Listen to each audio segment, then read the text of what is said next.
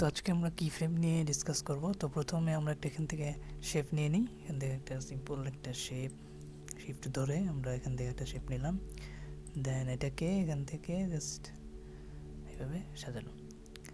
ওকে, তো এটার ভিতরে কিন্তু আমাদের কিছু কাজ আছে, যেমন এখানে আমাদের ট্রান্সফর্ম আছে, কন্টেন্ট আছে। তো ট্রান্সফর্মে আমরা আমাদের কিছু ভ্যালু আছে, যেমন anchor point, position, scale, rotation, opacity. তো অ্যাঙ্কর পয়েন্টটা হচ্ছে গিয়ে আমরা আমাদের যে এই যে অবজেক্টটা আছে, তো এই অবজেক্টের মধ্যে আমাদের মাঝখানে যে অংশটা, যেটা কি ফোকাস করে সব কাজগুলো হইতেছে। আমি যদি এখন রোটেট করতেছি, যেমন এটার অ্যাঙ্কর পয়েন্ট এখন বাইরে চলে আসছে, তো আমি যদি রোটেট করি দেন এটা জাস্ট এই জায়গাটা থেকে পুরা আমাদের অবজেক্টটাকে মুভ করবে। তো এবার আমরা যদি চাই, আমরা যদি 0 করে দিই, দেন হচ্ছে গিয়ে আমরা অ্যাঙ্কর পয়েন্টে চলে যাই। অ্যাঙ্কর পয়েন্টটা আমি মাঝখানে নিয়ে আসলাম। ওকে, তো এখান থেকে আমি অ্যাঙ্কর পয়েন্টটা জাস্ট আমরা সিলেক্ট করে এখানে র্যান্ডমলি এখান থেকে আমি আমার মতো করে অ্যাঙ্কর পয়েন্টটা সিলেক্ট করতে পারি, অথবা আমরা টুলস আছে টুলস দিয়ে করতে পারি। আচ্ছা, এরপরে চলে যাব আমরা কীভাবে অ্যানিমেশন করব কি ফ্রেম দিয়ে। তো এখান থেকে আমরা আমাদের যে সিস্টেমগুলো আছে, এখানে যে অপশনগুলো আছে, এখানে আমাদের পাশে যে স্টপ ওয়াচ টাইপের আইকনগুলো আছে, এখানে যে কোনো একটাতে আমরা যদি পজিশন চাই, পজিশন এখানে ক্লিক করলে আমাদের একটা কি ফ্রেম হয়ে যাবে। তো এখানে ছোটো করে আমরা দেখতে পাচ্ছি কি ফ্রেম।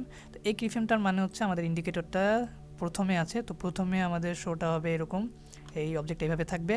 দেন আমরা যদি কিছু সেকেন্ড পরে যাই, দেন যদি একটা কি ফ্রেম নিয়ে এটার ভ্যালু এইভাবে চেঞ্জ করি, দেন এই লাস্টে যে কি ফ্রেমটা আছে এটার মানে হচ্ছে আমাদের অবজেক্টটা শেষের দিকে এখানে থাকবে, ঠিক আছে, এই কি ফ্রেম যেখানে থাকবে আর কি। তো মাঝখানে এতটুকু জায়গায় আমাদের এই অ্যানিমেশনটা, টোটাল অ্যানিমেশনটা হয়ে যাবে। তো আমি যদি এখন প্লে করি, জাস্ট এখান থেকে অ্যানিমেশনটা হয়ে গেছে। আচ্ছা, তো আমরা চাইলে স্কেলটাও করতে পারি। স্কেলের একটা কি ফ্রেম নিয়ে, স্কেল নিয়ে, সরি এখান থেকে পুরোটা সিলেক্ট, তো আমরা এখানে চাইলে স্কেলেরটা করতে পারি। স্কেলে সিলেক্ট করে এখান থেকে জাস্ট স্কেলটা এখান থেকে ইনক্রিজ করে দিয়ে প্লে করলে চলে যাবে। আচ্ছা, তো আমরা এই যে আমাদের কি ফ্রেমগুলো আছে, এগুলো চাইলে আমরা আরও বড় করতে পারি। এখান থেকে জাস্ট এখান থেকে টাইম লাইনে যত ইচ্ছা সেখানে নিয়ে যেতে পারি।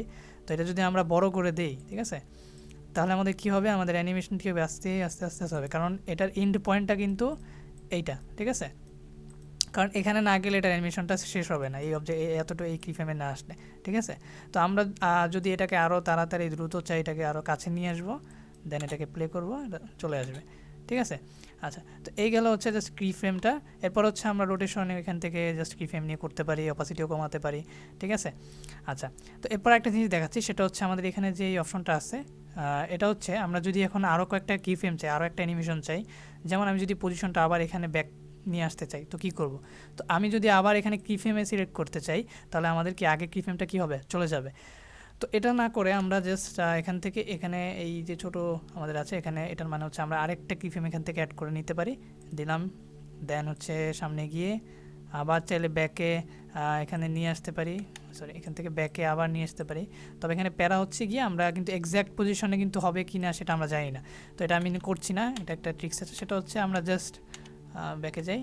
তো প্রথমে আমরা একটা কি ফ্রেম নিব, এরপরে আমাদের যেহেতু আমরা আগের জায়গায় ব্যাক যাব, তো আমাদের প্রথমে যেই কি ফ্রেমটা ছিল সেটাকে জাস্ট কন্ট্রোল সি দিয়ে কপি করব, দেন আমরা এখানে গিয়ে কিছু ফ্রেম গিয়ে কন্ট্রোল ভি দিয়ে, সরি টাইমলাইনে ক্লিক করে কন্ট্রোল ভি দিয়ে এটাকে পেস্ট করব, আবার গিয়ে কপি করি, ওয়েট, ওকে।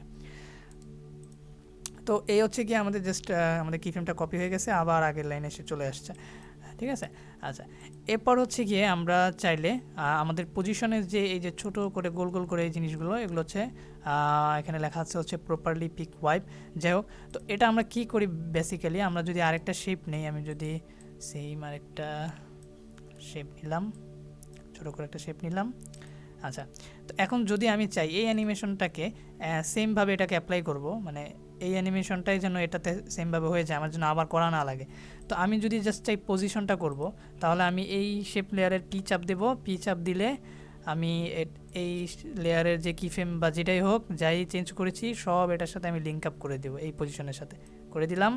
দেন আমি যদি এখন আবার ব্যাকে যাই, এখন যদি আমি অ্যাপ্লাই করি, তাহলে এটা জাস্ট কি হবে, আমাদের আগে যে লেয়ারটা ছিল সেটা তো স্টিল ছিল, এবং এটাও কি হয়ে গেছে, স্টিল হয়ে আছে। তো এখন যদি আমি এটা উল্টাভাবে করতে চাই, যেমন আমি যদি চাই এটার পজিশনটা কপি করে আমি এখানে গিয়ে এটার পজিশনে গিয়ে পেস্ট করে দিব। তো পেস্ট করে দিলে হবে কি, আমাদের এখানে যে অ্যানিমেশনটা আমরা অ্যাপ্লাই করেছি সেমভাবে এটা এখানে অ্যাপ্লাই করা হয়ে যাবে। তাছাড়া আমরা যদি চাই এগুলো না করে পুরাটা আমাদের এই যে লেয়ারটা সেটাকে জাস্ট এটাকে সাথে লিঙ্ক করে দিতে, সেটাও আমরা পারি। আমরা জাস্ট এই যে লেয়ারের পাশে যে পিক আপ এটা আছে এটাকে জাস্ট এখান থেকে শেপের সাথে কন্ট্যাক্ট করে দিই। দেন আমরা যদি এটাকে অ্যানিমেশন হয়,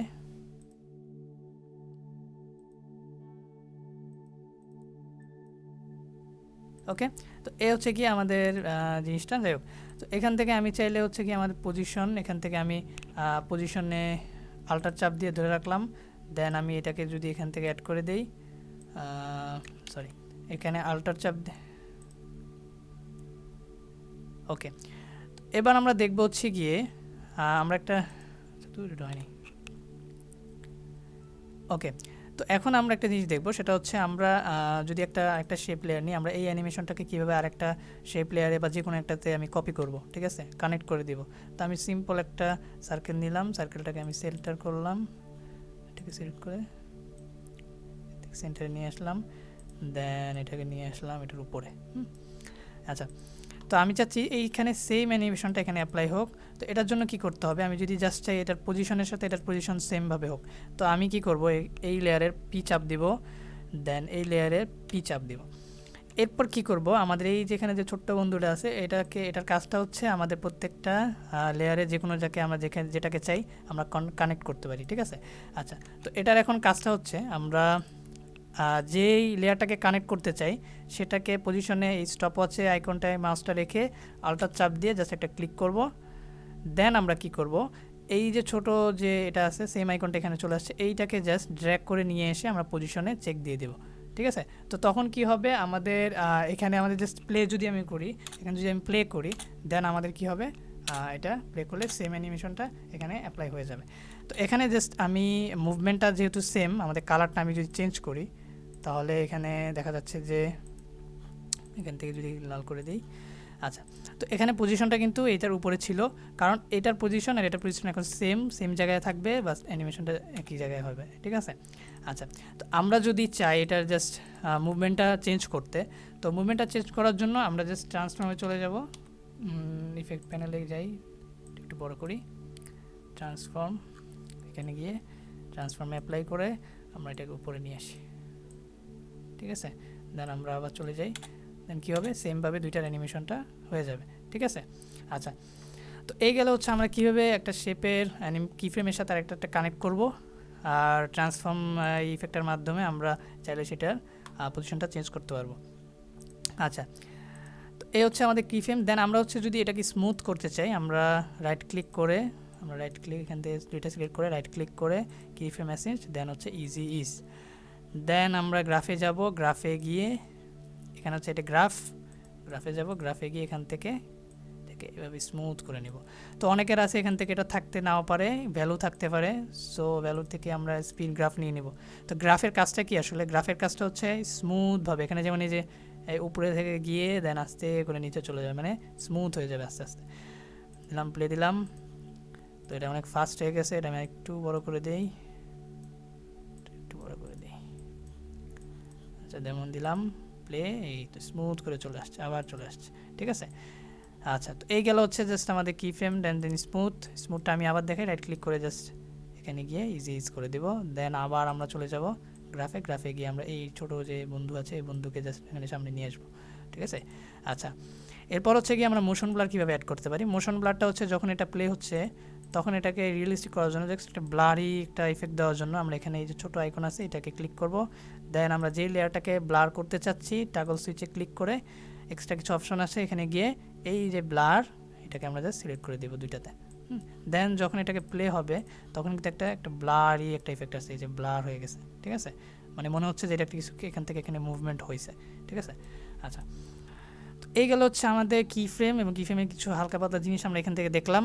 আশা করি সবার এখন বুঝতে কোনো সমস্যা হবে না, এটা নিয়ে আরেকটু ঘাটাঘাটি করলে আরও জানা যাবে। তো আমরা জাস্ট পজিশনকেও করতে পারি না, আমরা রোটেশন, অবাসিটি এগুলোকেও আমরা কি ফ্রেম করতে পারি। আরও ইফেক্ট আছে, ইফেক্টগুলোতেও আমাদের সেমভাবে কি ফ্রেম করতে পারি, তবে আমরা আমাদের দেখব যে আমাদের যে কোনো অপশনে এই যে স্টপ অবস্থা থাকলেই বুঝবো যে এটাকে আমরা কি ফ্রেম করে মুভ করতে পারবো, যেখানে ইচ্ছে সেখানে একটা পজিশন ভ্যালু চেঞ্জ করতে পারবো। ওকে, ঠিক আছে, দেখা হবে নেক্সট ক্লাসে।